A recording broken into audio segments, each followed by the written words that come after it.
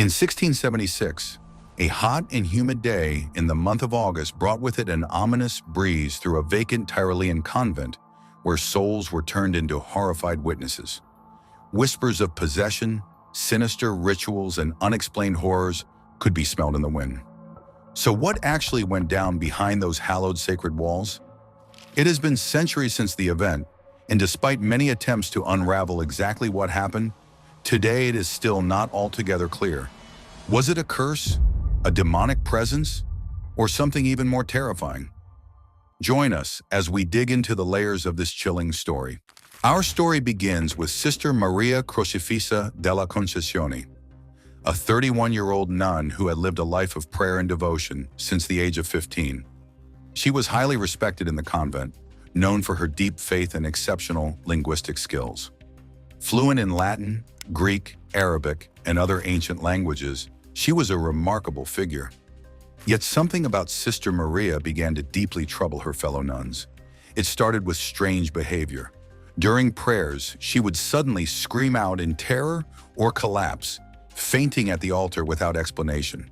Her once peaceful demeanor had transformed into something unsettling, and the more she prayed, the more disturbed she seemed to become. She began experiencing violent fits, crying out that she was being tormented by the devil. It wasn't long before her fellow sisters grew concerned.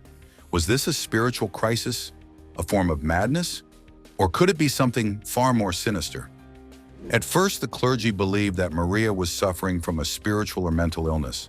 She increased her visits to the confession box, hoping to unburden her soul and find peace. But instead of relief, her behavior became more erratic.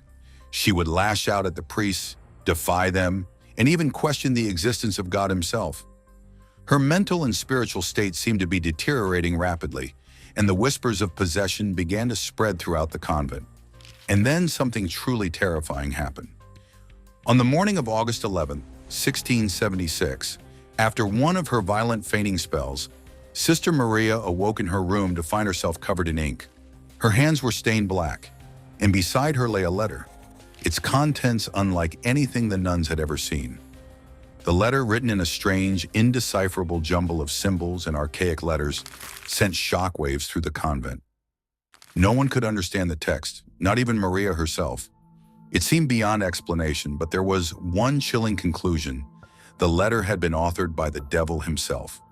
After that whole bone-chilling episode, Sister Maria was inquired about her being discovered in that frail state, and with that incomprehensible letter, by her fellow nuns, reflecting that shocking incident.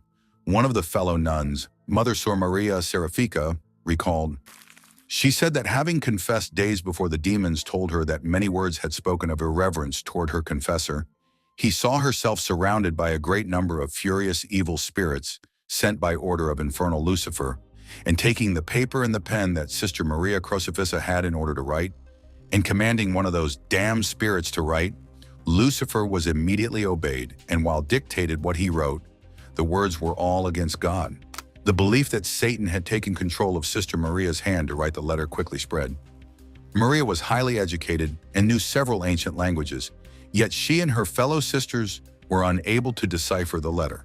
How could this be possible? The sisters began to fear that this was a direct attempt by the devil to turn Maria away from her faith, to pull her into the depths of darkness. This conviction solidified as Maria's strange behavior continued to worsen. For centuries, the contents of this mysterious letter remained undeciphered. The story became legend, a chilling example of demonic possession and the battle between good and evil. The letter was preserved but left unreadable, a dark secret hidden in plain sight. Then in the 1960s, the mystery took a new turn.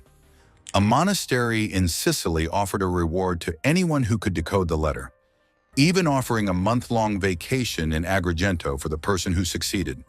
But despite this enticing offer, no one was able to break the code. The letter's meaning remained an impenetrable puzzle until recently. A team from the Ludum Science Center in Sicily took on the challenge of decoding the letter with a modern approach. They used an advanced code-cracking algorithm found on the deep dark web, technology believed to be employed by intelligence agencies. Daniele Abate, the director of Ludum, theorized that Sister Maria had created a complex shorthand using her knowledge of ancient languages.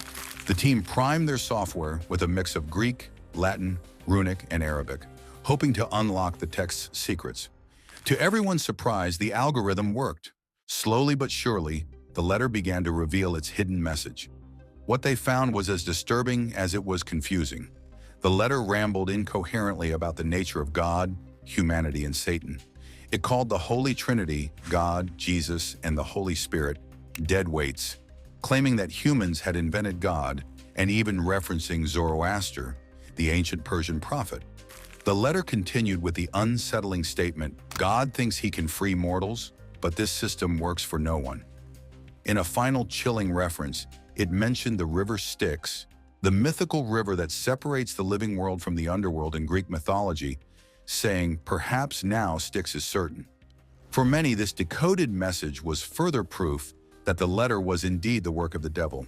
How else could one explain its dark and blasphemous content? The letter seemed like a direct challenge to God, as if Satan himself had dictated it. The chilling references to ancient mythology and the dismissal of the Holy Trinity sent shivers through those who read it. Could it be that Sister Maria had fallen prey to a demonic force? Others, however, believed there was a more rational explanation.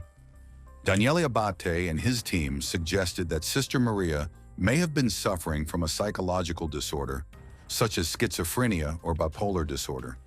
These conditions, they argued, can cause delusions and hallucinations, symptoms often mistaken for possession in earlier centuries.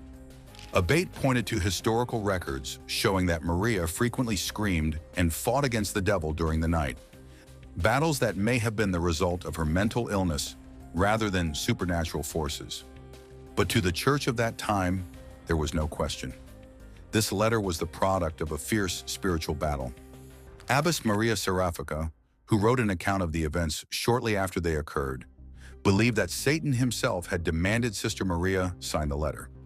In an act of defiance, Maria refused, writing only one comprehensible word, "Ohimi," an Italian expression meaning "oh me." Even more disturbing were the rumors that Sister Maria had received 2 additional messages from Satan. She allegedly refused to write these down or reveal their contents, leaving the convent and the world to wonder what dark secrets they might have contained. To this day, these supposed messages remain a mystery, adding another layer of intrigue to the already chilling story. So what are we to believe? Was this letter truly the work of Satan, an attempt to turn a devout nun away from her faith? Or was it the tragic result of mental illness, misunderstood and feared in a time when science and psychology were still in their infancy? The legend of Sister Maria Crocifissa della Concezione and her devil's letter endures, a haunting reminder of the mysteries of the human mind, the power of belief, and the thin line between faith and fear. Whether it was possession or madness, one thing is clear. The story of the devil's letter will continue to fascinate and terrify those who dare to explore it. And as always, if this story sent chills down your spine, don't forget to like, share, and subscribe to our channel. We have plenty more eerie tales and historical mysteries waiting to be uncovered.